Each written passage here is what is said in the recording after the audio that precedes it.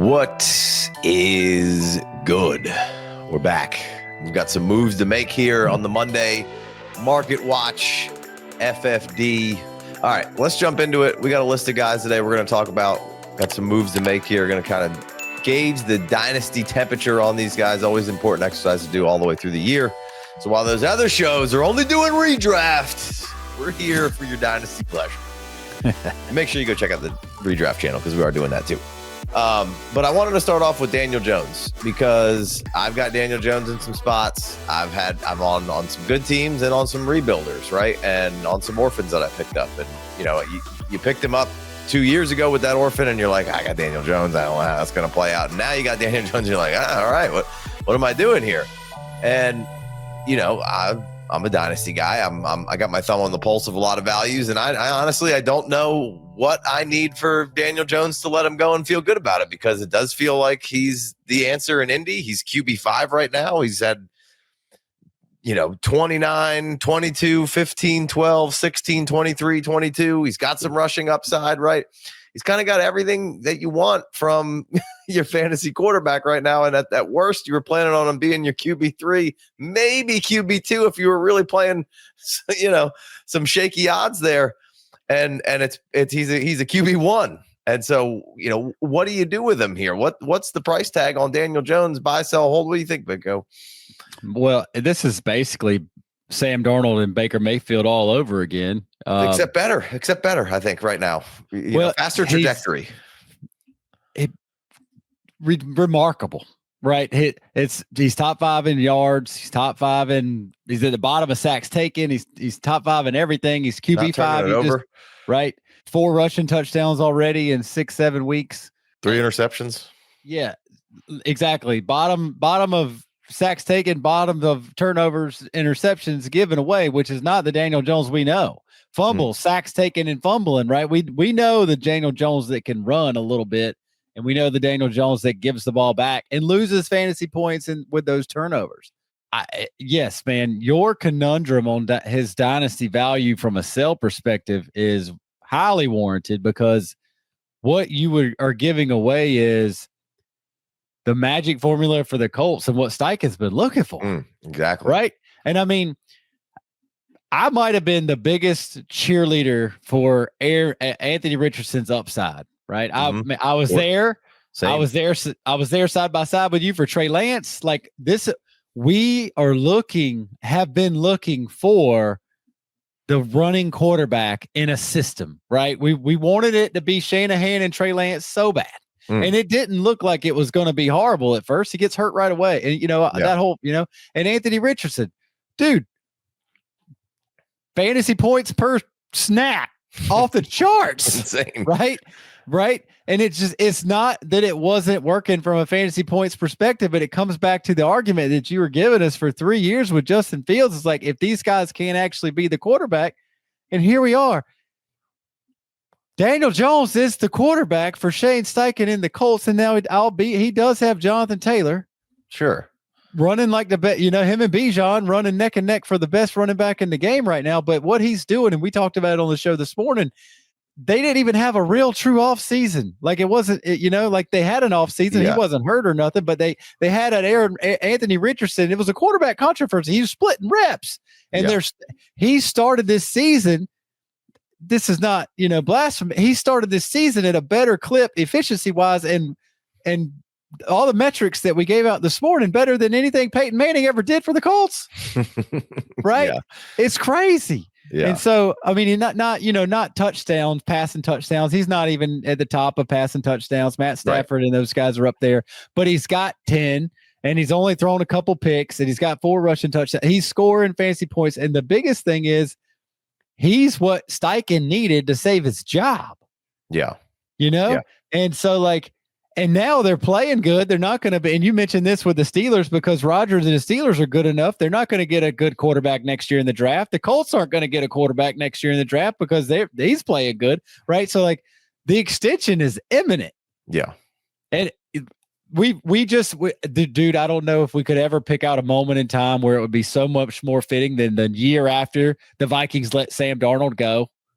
Right. Mm-hmm. Like the Colts aren't going to be sitting around going, well, I think we could do better. Yeah. No, Bo. No. Yeah. Like they ain't gonna do that. Mm-mm. So I don't know. You and I just paid a pretty price, because of Oronde Gadsden's breakout. You and I just bought Daniel Jones in a league that we really, really needed a quarterback. Brock Purdy's hurt. Justin Fields was hurt at the time. Kirk Cousins is still on the shelf. We just can't get a quarterback. And Derek Carr retired on us. Deshaun Watson disappeared 3 years ago. Right. Well, it's like it's the worst quarterback luck of any team. And we traded away Oronde Gadsden, a 3rd round pick, and Tyler Shuck. And that was a couple weeks ago after Oronde Gadsden blew up, maybe in week 3. And that was a seller of Daniel Jones who was just happy, exactly what you just laid, just happy to get something for him because 6 weeks ago he was dead. 3 months ago he had no dynasty value, and now he's got. And so 3 weeks ago, it looks great for us to buy Daniel Jones in a super flex league where we could win the championship. The context is Oronde Gadsden. That's a 2-point tight end premium league. So every time it's a full rebuild for that guy. He's a full rebuild. He doesn't want a chance for, if Daniel Jones 3 weeks ago, he's a good story.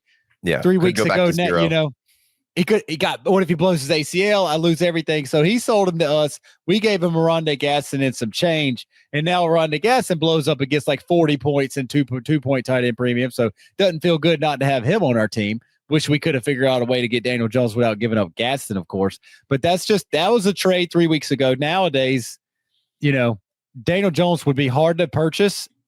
I think he's a pretty safe bet. It is as offense like I bought Daniel Jones 2 years ago in a startup, 3 years ago now, this being a current season where he was coming off the good season with the Giants. He had all that rushing yards. They went to the playoffs. Everything was gravy. He beat the Vikings 2 weeks in a row at the end of the season, and he looked great. So I paid a pretty decent penny for him to be my QB2 in a startup in an auction. And then he went to 0 on me, and it was horrible. Now, I played this game on both sides. I've been on both sides of this Daniel Jones thing in the last 12 months, and it's been very bad. But I can't imagine selling him off of that team right now because I need him. Right. Well, and I will say that, all I can't think of a reclamation project right now that isn't working out and for the long term. And now we've seen Sam move to another team and it really work out too. Right. And now all the things had to go right. But like you said, I don't think that they're going to play that game. He's got a 1-year, $14 million deal this year.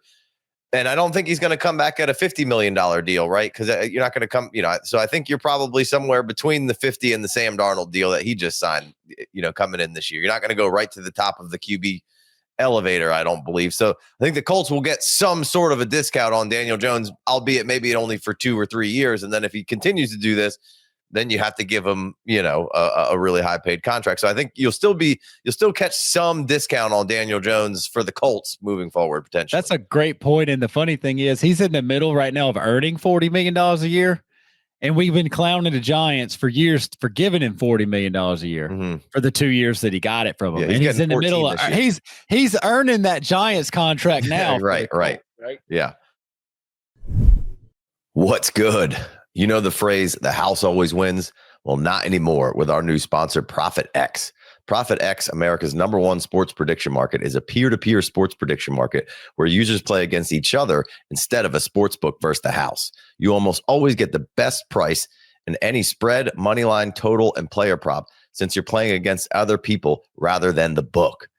It looks just like a sports book, but with way better odds. So what are you waiting for? Go download the app and use promo code FFD to claim up to $200 in profit cash on all the plays you use in the first 30 days of playing on site.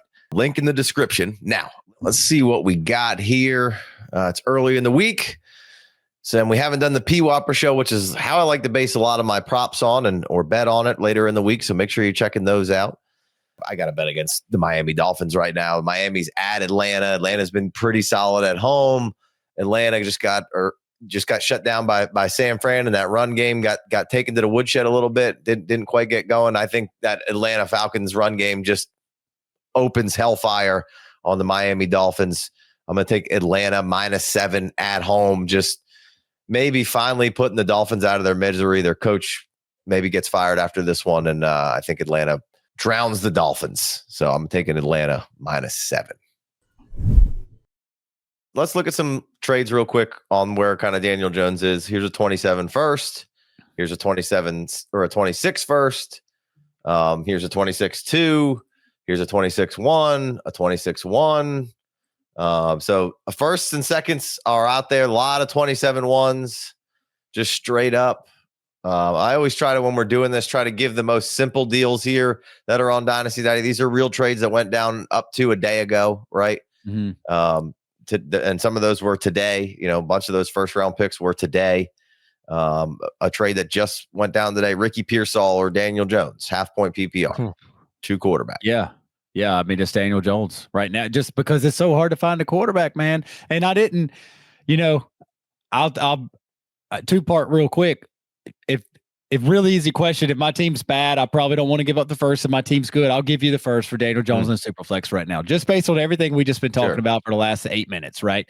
I was listening to the show last week, and you guys brought up Tyler Warren, and there was a question on there for you: would you give up a first round pick in Colson Loveland for Tyler Warren? And I'm listening to it, and to me, it was easy to me. I was like, this would be so easy for me. If I got a bad team, I would want the early first in Colson Loveland. If I got a good team, give me the guarantee. Give me what Tyler Warren is doing right now. And of course, you and I had a battle on the mic. Like me and this show got off to a bad start for Tyler Warren, because the first thing that I really heard about Tyler Warren from you was how he was just like Brock Bowers. And I was like, don't do that. And me and you had a battle, and it went on for a couple of weeks. And Tyler Warren has been an absolute monster, and to another level of even what the flowers y'all were giving him last week. I don't even think you praised him enough for everything he's doing and what the Colts were doing for it, together. Yeah. It's like a marriage. It's a perfect marriage. And so, I was holding like, don't do the Tyler Warren stuff to Brock Bowers in the offseason, because Brock Bowers, even as a freshman, as a 17-year-old in Georgia, was just lighting on fire. But what Tyler Warren has done so far warrants the conversations that we had in your favor, and it's not even close. Like, and so I was just, and I'm still like the athlete that is like Brock Bowers is my guy, but like everything that Tyler Warren is doing, it's not even like whether it could translate in the NFL. It's just whether a team would do it. Right. Is an NFL team really going to give him a handoff at the goal line? Yeah, they did.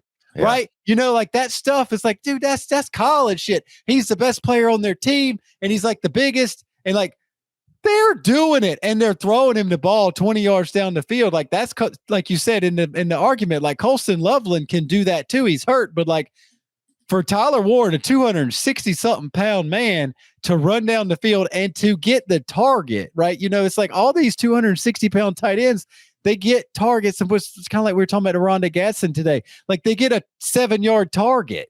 Yeah. What does that do for you? Yeah, in 2-point tight end premium, it's nice if he catches the ball, but like Tyler Warren usage, average yard per target, and his yak, you put those together, it's ridiculous. Yeah. I just had to throw that. I wasn't so what's that got to do with Daniel Jones? They're together. Yeah. They play on the same team. I just not being here and hearing that show last week about Tyler Warren. I was like, I just wish I was here, because you and I battled about Tyler Warren, and it was less about Tyler Warren for me and more about Brock Bowers. And here we are. Tyler Warren's top 3 dynasty tight end, and it's like after third place, we're talking. It's the top 2, McBride and Bowers, and it's Warren, and then after that we can start talking. Right. So seems like market's bearing like a first or a good player like Ricky Pearsall, right? There's a Kenneth Walker. That's the tangent. I'm sorry. You said the first round picks was for Daniel Jones. Like it's pretty easy for what I've seen so far in Daniel Jones. And again, like we were talking about this morning, like it's all been easy buttons for the Colts. And he went on the rail. He played against the Rams, could have won. Goes on the road to the Chargers, and it was like the Chargers were like the sharp pick of the week. Like everybody loved the Chargers for the sharps. Loved the Chargers. It was handled early. In the Colts pushed him back, and Jonathan Taylor was hitting his little touchdown dance from the 8-yard line, and I thought he was hurt for a second. I was like, why is he limping? I was like, oh shit, he's so far ahead. He's already doing a little 2-step thing where he's like just hopping on one foot for 2 or 3 steps, and I was like, this is ridiculous. The third touchdown didn't even look real. There was nobody even near him. Anyway, so the Daniel Jones for a first. I'll take Daniel Jones if I got a good team. I'll give you a first all day for Daniel Jones. If I got a bad team, that's a whole nother conversation. And the package would have to be more than a 1-for-1 draft pick for player. Yeah. Yeah, so we got Daniel Jones a third and Rashad White. That's a bad trade. That's 2 quarterback.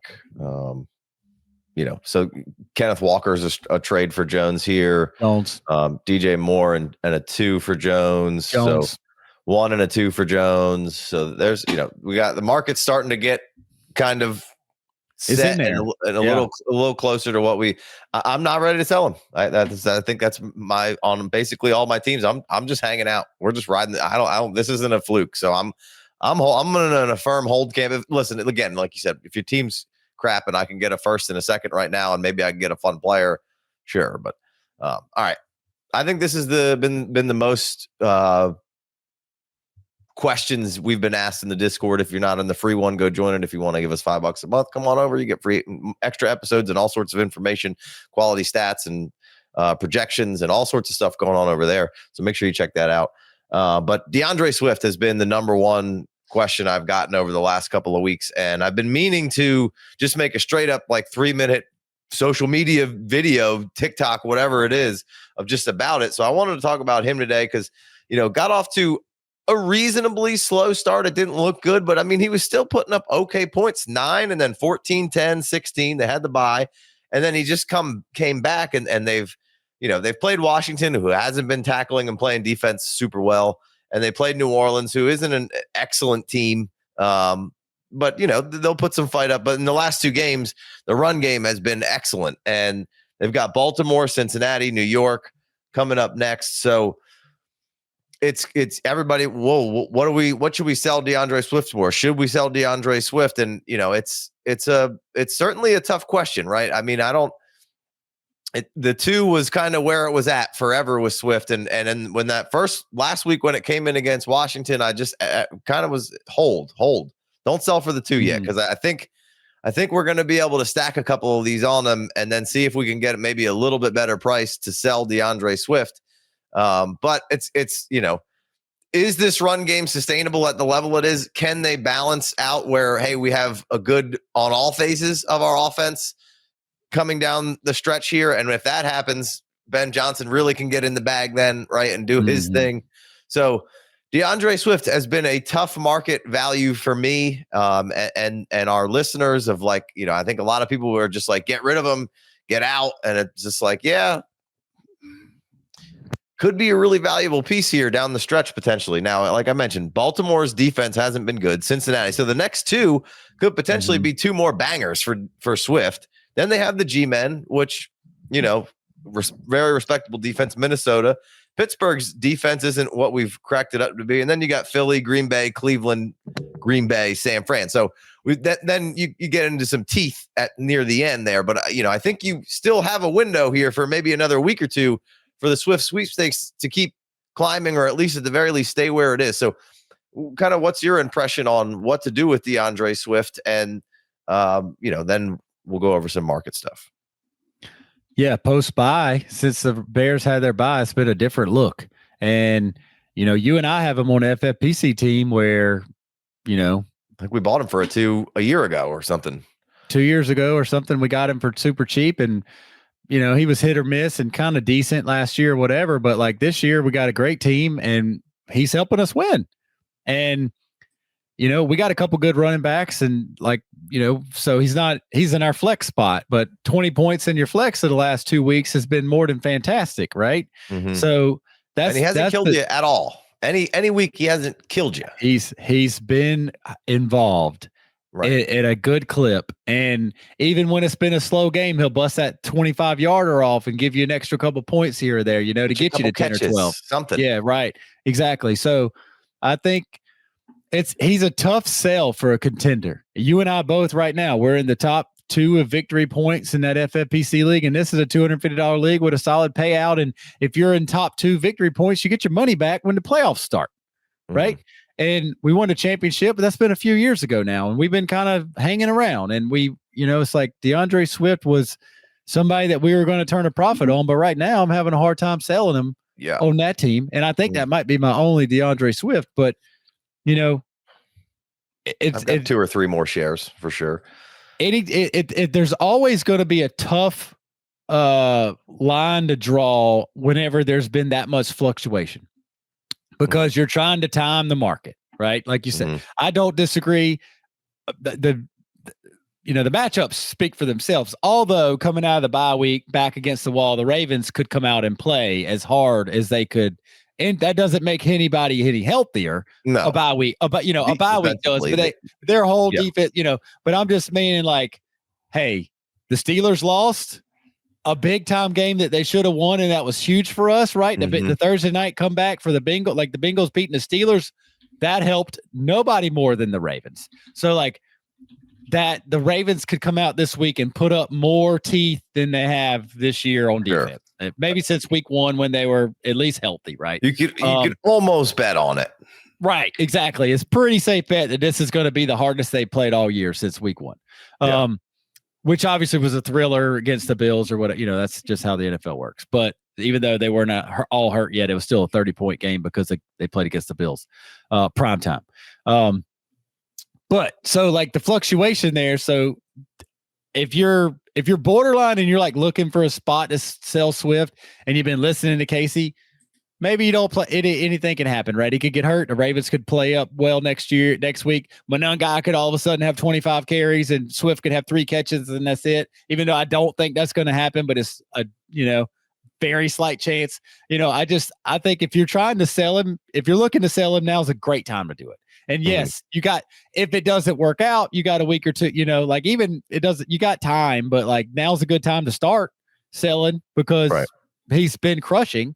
And if he's like Casey and I know this firsthand, he's on a team where we're really, really trying hard to win. So we're paying a high attention to that team. It's not like we're, tanking or we're just middle of this, whatever. Like if you're trying to sell Swift to a contender, they may not know. It might be they may only have 2 teams and they might not be locked in. And so you might have to go sell it. Might be, dude, look at this game log. Look at this since the bye week. The Bears have done this, done that. Like you might have to actually sell him because his name doesn't hold the value that it did a few years ago. But yeah, if you can read off some trades, like I'm fine selling him in the right environment, but like me and you, we're not selling him on our team. Right. No, I on my high-end competitors, contender, I'm still rolling with them. They've got another year option if they want to be in the DeAndre Swift sweepstakes again.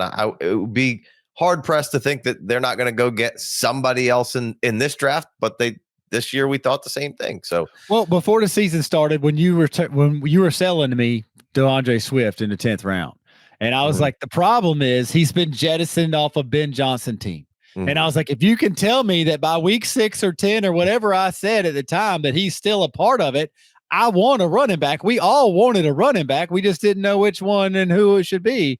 Like he's still here and he's highly involved. So he's doing everything you could ask for and probably a little bit more than you even thought.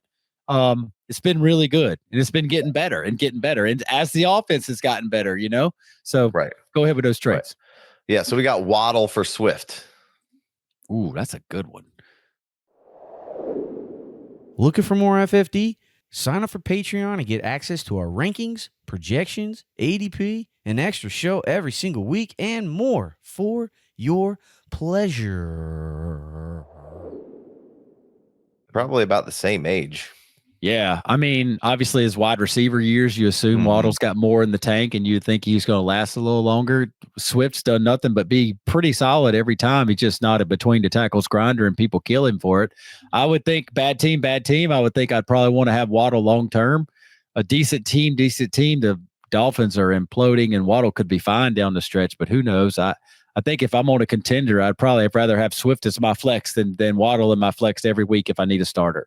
Yeah, I think long term, I would make the move for Waddle. But if I'm competing, I don't. Although Waddle outside of this week has been very productive. Agreed. So Kelsey and Swift in half point PPR or Breece Hall. I think that's a great move to get Breece Hall there. Obviously, you need to be. That's again. Go ahead, Bigco. That's how you play Dynasty. And right now, nobody likes Breece but me and you. But me and you are the only people left on the Breece Hall train. Well, I was the only one left on the Jonathan Taylor train for a while, and it's fine. That's what I'm saying. I was just about to say Jonathan Taylor. Like I bought Jonathan Taylor in the offseason. I gave up the 1-6 rookie pick when I could have got somebody fun. Like I was like, I'm done. Like this is exact, dude. Breece Hall, This is what you do. This is how you play it. If you could get Breece Hall, no, he's probably not going to score as many points as DeAndre Swift rest of the season because everything stinks in the Jets town. Sure it's a stinky city. Yeah. Yeah. For a lot of reasons. Let me see here. Breece is outside of week 1, he had a 5 and a 9, and then a 16 and an 18, and then these last 2 weeks have just been tough, a 5 and a 7, but they do bounce back with Cincinnati and then a bye, and then maybe he gets traded. I don't know, but here's the thing, and I campaigned for Breece all buy and low all off season, and I'm going to be right back in the same boat again, and I'm in there right now. And I just, I'm not going to bring him up on every single show, but like, what we saw week 1, if Breece was on they had hope and things were going well, and that's the Breece. That's the Breece right there. The guy we're seeing right now is on the Jets, and they suck. And there's no threat of pass, right? And there's nothing. There's nothing. No receivers. So, Alan Lazard got a target, bro, and it was a gotta have it moment. And I was like, and he just got outmanned and he got out-muscled. And I'm not taking anything away from Alan Lazard. And when he had Aaron Rodgers thrown into him and he was a wide receiver 4 on the team, Alan Lazard had his moments. Sure. But when you're the man and you're lined up in wide receiver 1 spot and you're running that route with the game on the line, and it's Alan Lazard you're throwing to, tough. I was like, tough look. That's all. And it wasn't even Justin Fields anymore. This is Tyrod Taylor throwing the ball. And I was like, it's a sad state. Like, don't get me wrong. I'm not saying anything. The Jets were losing with Garrett Wilson. They were losing with Garrett. They were 0-5 with Garrett Wilson healthy. I'm just saying it keeps getting worse, and Breece doesn't have a chance. Yeah. So I like that trade. We got a first for DeAndre Swift, but it's a 28 first, so way down the line. You're a rebuilder. If that's your shot that you can get, do that. I don't mind that. Alvin Kamara and a 3. I'll take Swift. Golden for DeAndre Swift in a 2. So that kind of gets you into a nice new rookie shiny object. Right now, I'd obviously rather have Swift if I'm competing, but yeah, it should be golden. It seems like there's no reason it's not golden, but that second round pick actually brings that scale back up to maybe 50-50. Do what you want to do, right? I mean, it's easy to say, Golden's not doing a whole lot for when he looks every target. He looks fine. The targets are few and far between, and there's a lot of players that are getting like Jacobs is going to get his, and Tucker Kraft has earned everything he's getting, and Dubs has earned everything he's getting. Sure. It's the Packers are tough just because they spread it around so much, and they're balanced and they're good. They're not getting blown out. They're not throwing it 55 times like the Chargers did. But I could tell you if Arthur Smith was their coach, they'd be getting killed for that. DeAndre Swift and a 27-2 for T. Higgins. I like that. That's a good move. T. Higgins. Yeah, I mean, obviously T just broke out with Flacco this last week, but that'd have been a good move. Previous to that for sure. And if you can still get it, that's cool. Before just in case the next trade's something awesome and we get off and I forget about this, like DeAndre Swift in a 2 for somebody really solid is the play, right? Yeah, I like that. That's the tier up. And I mean, T. Higgins might be the baseline. It might be somebody T. Higgins or better, but like DeAndre Swift in a 2, and Ricky again. Pearsall. We just talked about Pearsall, and he's just on my. You might, dude. Swift straight up for Pearsall. Maybe because he's been hurt. Yeah, exactly. Swift straight up. Give me Pearsall. Like that's right. Like, and again, like that's tough. If you and I are leading the victory points, tied in victory points, and trying to get our money back in a couple weeks, and then get into the playoffs and make some real money, it's hard to trade Swift. But like if we went hunting right now.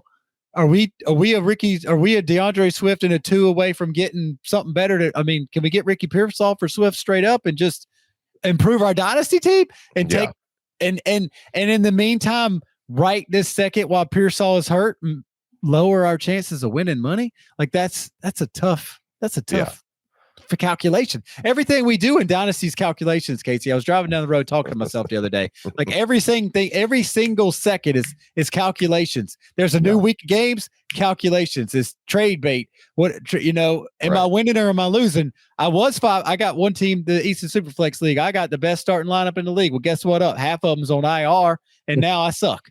Right. Yeah. So I put a couple of my good guys I'm still 5-2. I'm about to be 5-2. And I'm like, but I'm not a threat to your team this year. I busted them up last year, but now I'm not very deep. I'm very top heavy. It's like, all right, I got neighbors out. Lamar Jackson's been hurt. God, blah, blah, blah. Whatever, and it's like, all right, well, do I sell the Jordan Masons and the Darren Waller came back up for 0? And, do I need a cash out on Chris Godwin right now?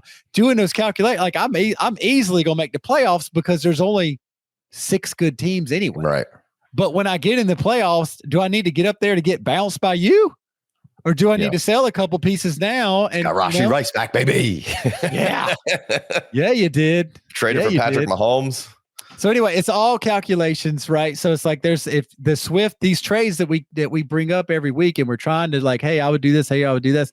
That's why almost every answer, I'm like, well, but if this, and I try, I try to throw a little context in almost every answer because it's so context based, and we do what we can.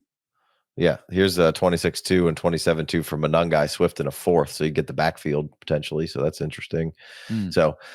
All right, let's wrap that one up. Here's Swift for Tillman in a 2. Obviously, Tillman not playing right now and been bounced, so that's a tough one. But one that I was kind of thinking about kicking around, and I'll move on to the next player here. But I know Chase Brown. Everybody hated him. We caped for him. It went well, and then we were like, all right, well, they didn't take anybody. If you want to trade Chase Brown now, I'm okay with it. I'm just telling you that he was a good player. Everything went wrong for Chase Brown for the last couple of weeks.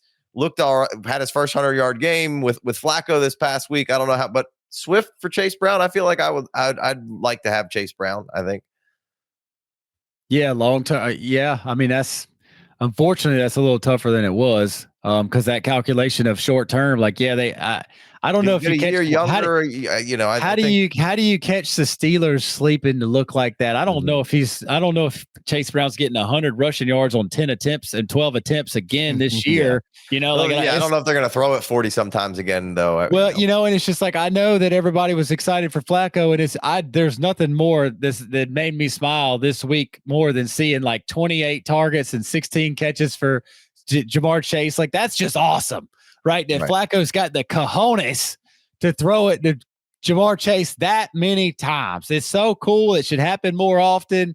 But like, I don't know the offensive output for the Bengals can do that. Short week against the Steelers. Maybe they thought they were just, when they were up 7-0 and they had the second round, it was second and like 6. The Steelers called some stupid,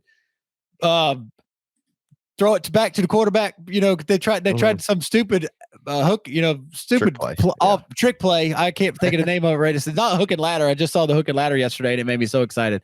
But like, and then they got blown up and then all of a sudden they punted and the Bengals tied it up. But right before that trick play, the Steelers were walking around. Those things were hanging. It was 7-0. It was about to be 14-0. And then they just gave up the little bit of momentum, and then Joe Flacco happened, and I just I don't know.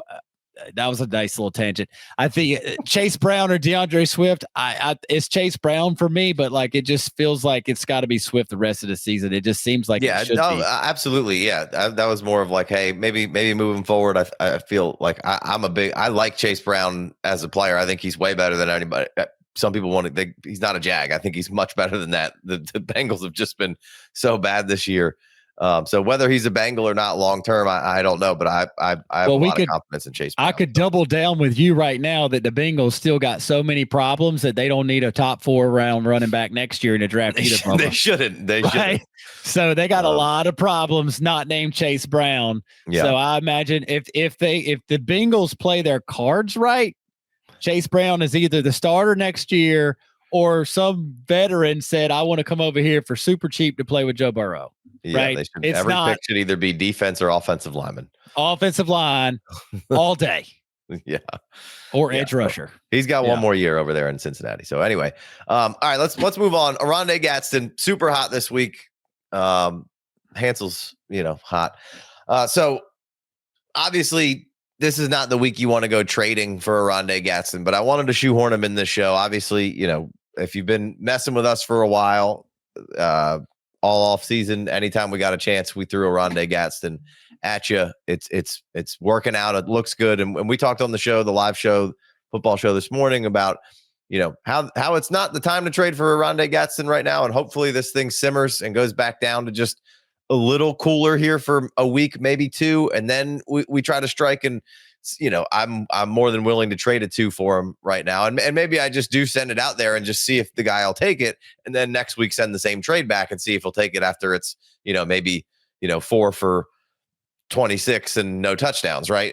But I think Oronde Gadsden, I don't think this is a one-off and not a real thing, was kind of the crux of the conversation in the football show. And, I know some people are going to be like, oh, no, he stinks, and there's no way it's going to be a real thing because they weren't on him, and his draft capital stinks, and those guys are the worst people ever to listen to about fantasy advice. So don't do that. You don't want to bet on all of them, and it's lazy, and it's an easy way out to just play the statistics, and it's cool, and you can get by just fine doing that. But I think that this is the crux and nuts and bolts of Dynasty of hitting these kind of guys. Mm-hmm. And it's not a hit yet. We don't know, but it looks like, and all the signs and how they want to run their offense, it points to him potentially being a very productive player in the league. And the draft capital thing is just for people who don't want to actually go do any work. They just want to base it all on draft, because it is a great indicator. And I'm not saying there is anything wrong with that, but that's why we go and get in the weeds and figure out.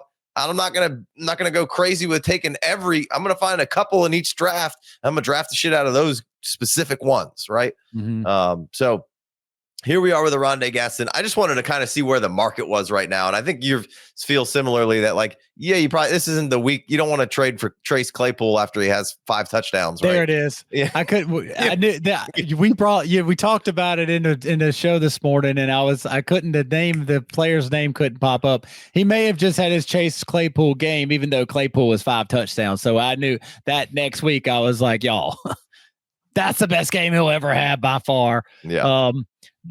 Oronde Gadsden, it's not the 8 catches, it's not 7 catches on 9 targets. That sounds fun.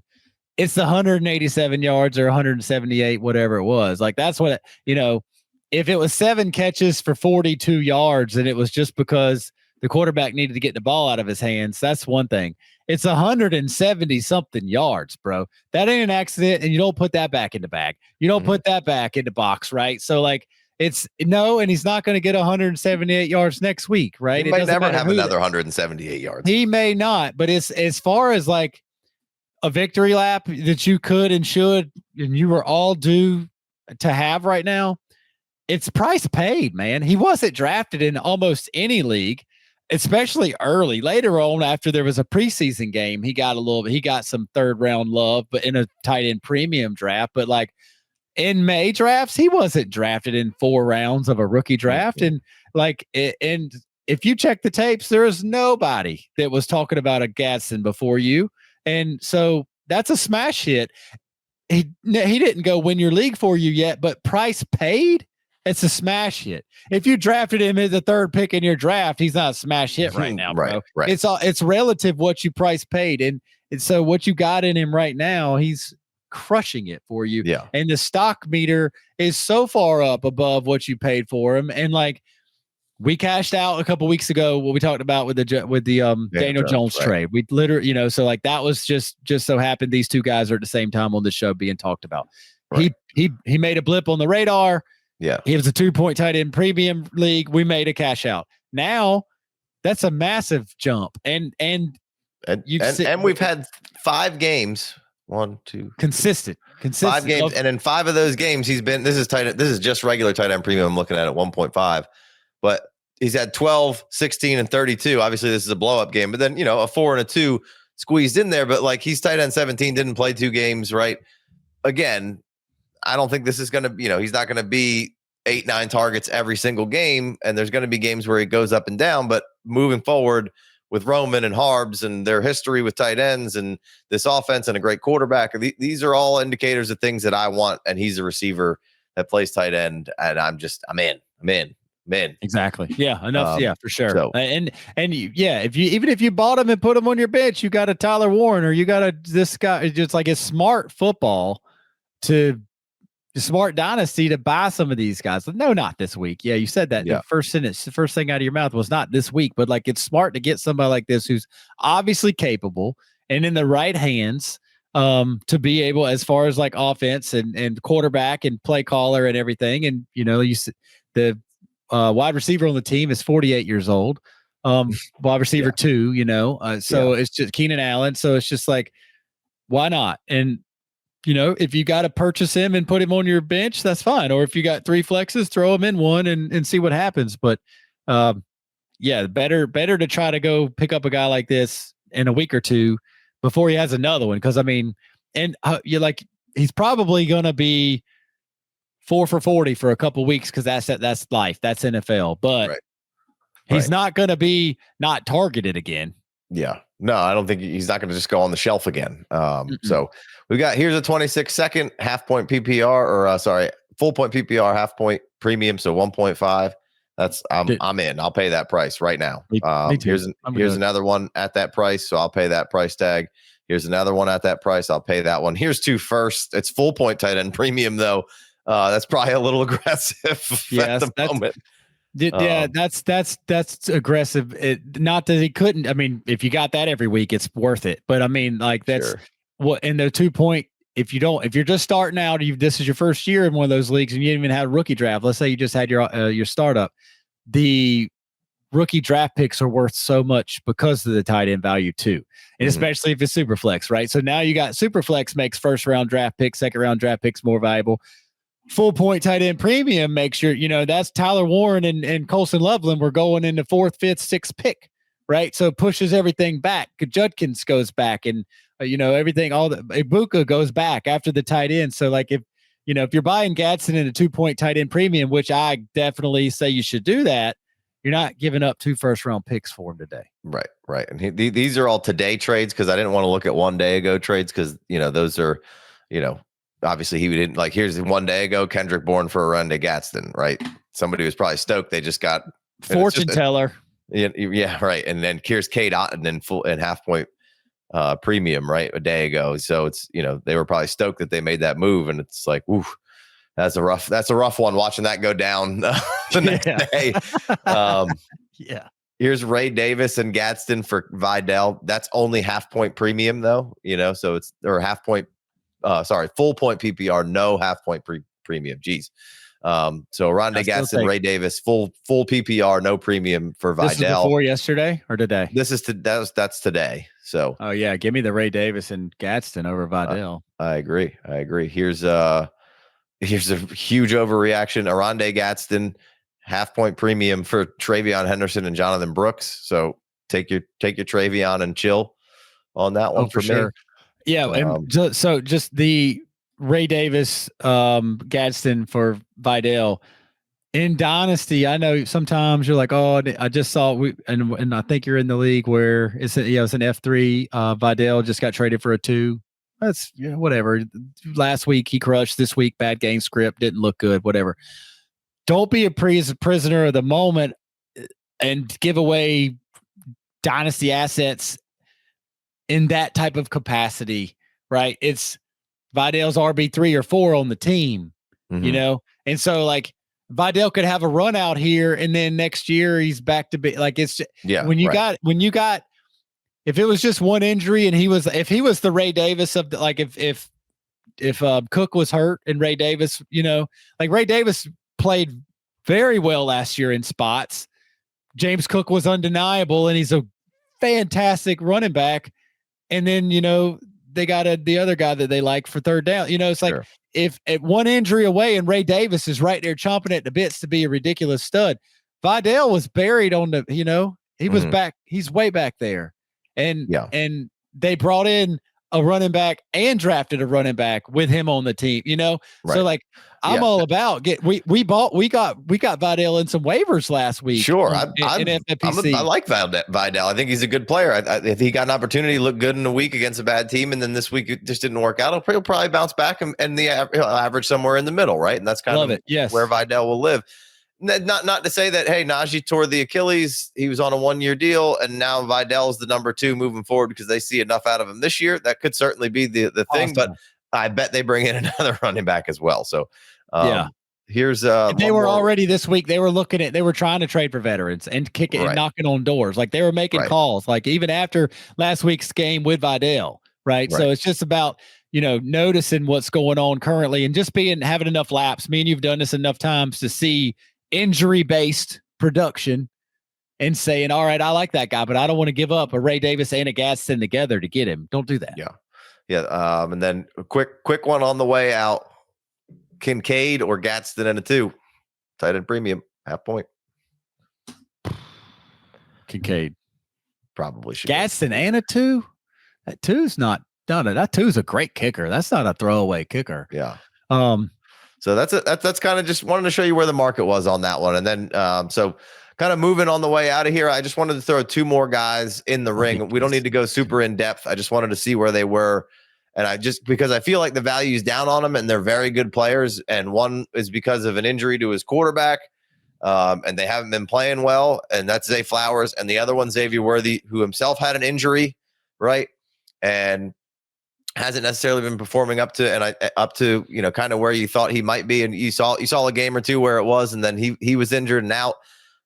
So I just wanted to kind of briefly touch on those guys and say, I think there's a little window of, they're still going to be relatively expensive, but I think the value's just knocked down a peg or 2 because people just already Zay Flowers is somebody who's a 5th or 6th round startup pick. And then, Lamar hasn't been in and then people already are kind of like, I don't know about Zay Flowers. He's not a number 1. And then he started off really hot, really good. And then, has had a backup quarterback in there, and Lamar will be back eventually. So I just wanted to look at the market on Flowers and Worthy.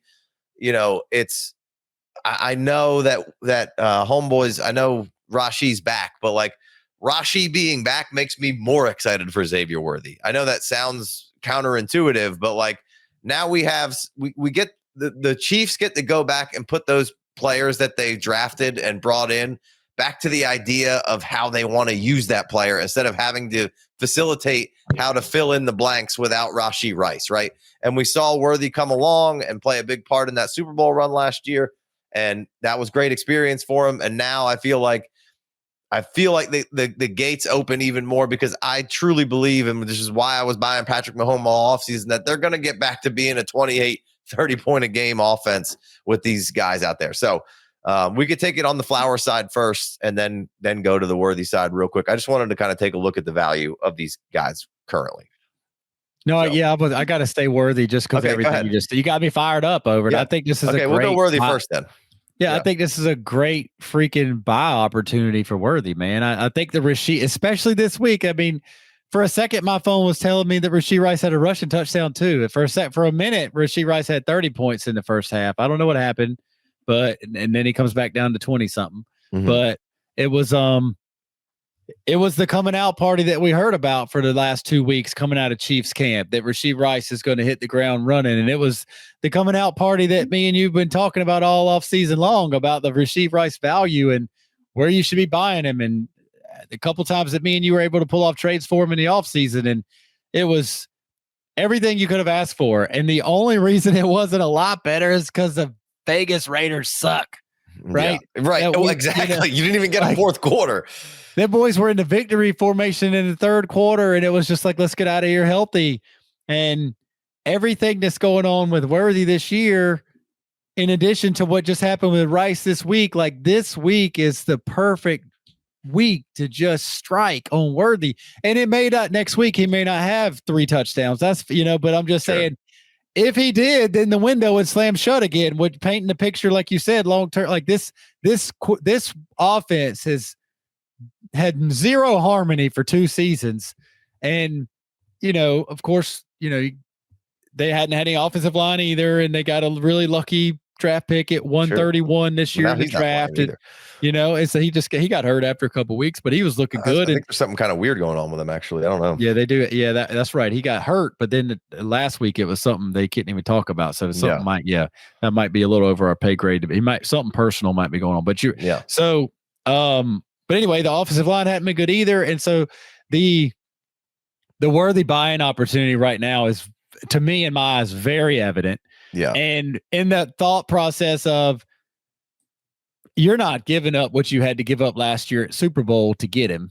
Right, exactly. He was peaking, and now he's come back. He's got a flat tire, and he's stumbling into the pit lane. And Rashee Rice is all that. And everybody wants to talk about Rashee Rice, and so it's just it's that time. Rice has a blow up game. Worthy doesn't crush. Has a little ankle situation potentially. They got 2 more games and then the bye, and they can kind of recoup, right?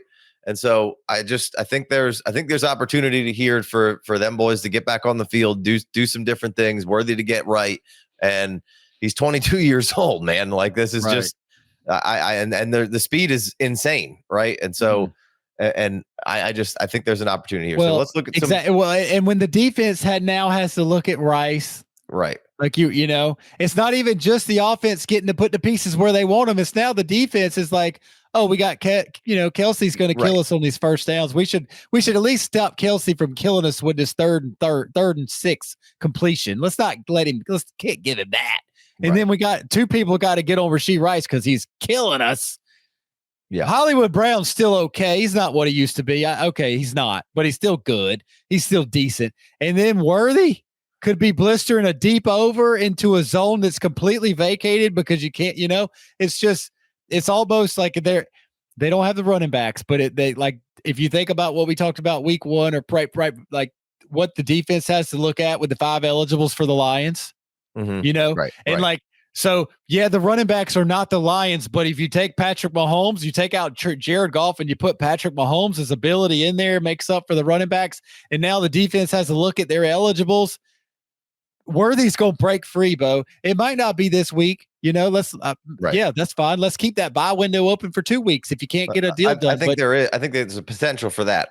So I'm just keeping my thumb on the pulse of where Worthy is. And there's not a whole lot of today trades, and that hopefully helps maybe drive some value down.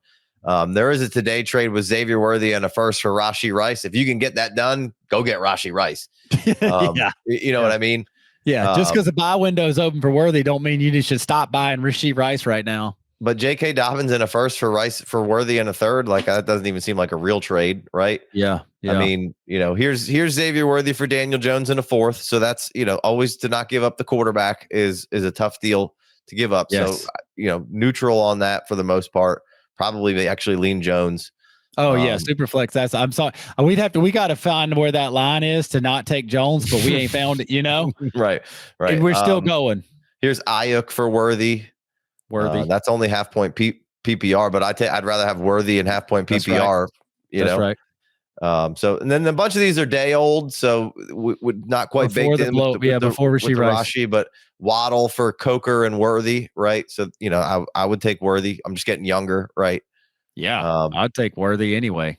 Here's Worthy and Romeo Doubs for T. Higgins, right? That's that's probably around where they were all kind of going. Like if you went back to before this season started, T probably went a little before Worthy, but they were kind of probably hanging around together. So I got no problem if you want to be on the Worthy side of that. I got no problem. I don't have a problem if you want to be on the T. Higgins side of that. That's a fine trade. That's a good trade. So here's Blake Corum and a first for Worthy. That was a day ago. That's just sure. So yeah, there's some options out there. So just wanted to I'm just keeping my finger on Worthy there, and then let's take a peek at where Flowers is here and see. Okay, good team. I'm taking Worthy. Bad team. I'll take the first on that last question. Just to, how play those good versus bad teams. And anytime the first round pick is involved, sometimes it doesn't matter. Like if it was Rashee Rice, if you said Blake Corum in a first for Rashee Rice, I don't care what that first is. I'll take Rashee Rice. I'll slap that random sticker right back on it. You know? Right. So here's some Zay Flowers options. Again, I think solid player, very good player. He gets Lamar back. They get rolling again, and he'll go right back to kind of what we've been seeing from him in those first couple of weeks. So we got here David Montgomery or Flowers, right? Flowers. Taking Flowers, right? He had 28, 14, 3, 14, 12, and then 9. And, like I said, Ravens have been, offbeat a little bit here for a minute. So I really like the idea of buying Zay Flowers right now if I can. Zay Flowers or Sam Darnold in 2 quarterbacks. Bro, you 14, 12, 9. Like, is that the bottom? Right? Right. Like he didn't even kill you, and we're hating him because he's not 26, dude. Price paid, right? Price paid. Like, it's just if you can get Zay Flowers now for cheaper than where he was a 5th or 6th round startup pick 2 months ago, fantastic. He showed you the upside. His quarterback's been hurt. What did he do that with? Scooter McGavin, right? Cooper Rush, baby. The worst backup quarterback combo in the Cooper Rush and Lamar Jackson, Bo. Yeah, it's a weird. Weird. 2 different combo. Zay Flowers, Cooper Kupp, and a 28-2. So Kupp and a 2 for Flowers. Flowers and DK straight up half-point PPR, right? Kupp and a 2 for Flowers. I'll take Flowers. Yeah, for sure. Zay Flowers or DK Metcalf just straight up half-point PPR. That's a little tougher to give. DK's been great. 1 year with Rodgers, though. We don't know kind of where that lies after that. I was caping for DK all off season. I go either way. Half-point PPR actually probably lean DK. Yeah. Here's Flowers just straight up for a 26-1. First. I'll take Flowers. I'll take the first. Here's a 1st and a 3rd for Flowers. Oddly enough, there's a deep couple of Flowers for a quarterback straight up. Flowers for Sam Darnold. Flowers for Goff. That's just what? No, I mean, I know you're not clicking on one quarterback, so I don't understand that. There are 2 quarterbacks, so crazy. But anyway, we can wrap this one up. I just wanted to say, keep your eye on Zay Flowers. See if anybody's down on him in the leagues. I think he's a very solid player. So, and same with Xavier Worthy. So, Daniel Jones, Swift, Gadsden, Worthy, Flowers. Nice little wrap up today. Bigco, anything else on the way out here? No, it's fun, man. It's a good time. I've always enjoyed a good tangent. Yeah. Well, let's go watch the Seattle Texans game. I don't know how your Lions are doing right now. They're handling business, and I got to go to. There's no chance I'm tuning in on the 10 o'clock. And what if we do? Why is it kicking off at 10? Yeah, I don't know. All right, I gotta go sleep. We're out Later.